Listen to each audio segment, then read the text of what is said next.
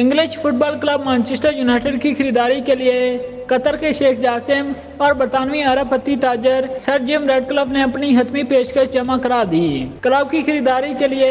جمعہ کے روز کی ڈیڈ لائن مقرر کی گئی تھی، جس سے قبل صرف 2 پارٹیوں نے اپنی پیشکش جمع کرائی۔ مانچسٹر یونائٹڈ کے امریکن مالکان گلیزر فیملی نے کلب کو فروخت کرنے کے لیے 6 ارب پاؤنڈ کی قیمت مقرر کی تھی، لیکن کسی بھی خریدار نے اس قیمت سے اتفاق نہیں کیا تھا۔ اطلاعات کے مطابق قطر کے شیخ جاسم نے مانچسٹر یونائٹڈ کا مکمل کنٹرول حاصل کرنے کے لیے 5 ارب پاؤنڈ کی پیشکش کی ہے، جس میں کلب کے تمام قرضہ جات کی ادائیگی کے علاوہ اولڈ ٹریفورڈ مانچسٹر میں شائقین اور کھلاڑیوں کے لیے سہولیات میں مزید اضافے کی یقین دہانی بھی شامل ہے، جبکہ دوسری جانب سر جم ریڈکلف نے مانچسٹر یونائٹڈ کے ساتھ 50% پارٹنرشپ میں سنجیدہ ہیں۔ انگلش پریمیئر لیگ میں مانچسٹر یونائٹڈ کی مایوس کن پرفارمنس کے باعث کلب کے حمایتی موجودہ انتظامیہ سے خاصے ناراض ہیں، اور انہوں نے اتوار کے روز اولڈ ٹریفورڈ میں آسٹن ولا کے خلاف میچ کے موقع پر گلیزر فیملی کے خلاف مظاہرے کا اعلان کیا ہے، جن کا مطالبہ ہے کہ مانچسٹر یونائٹڈ مکمل طور پر کسی ایک پارٹی کو فروخت کیا جائے۔ اس حوالے سے زیادہ پارٹنر کلب کے مسائل میں مزید اضافے کا باعث بنیں گے۔ ان کا یہ بھی موقف ہے کہ گلیزر فیملی کی عدم توجہ کے باعث کلب کی پرفارمنس روز بروز خراب ہو رہی ہے،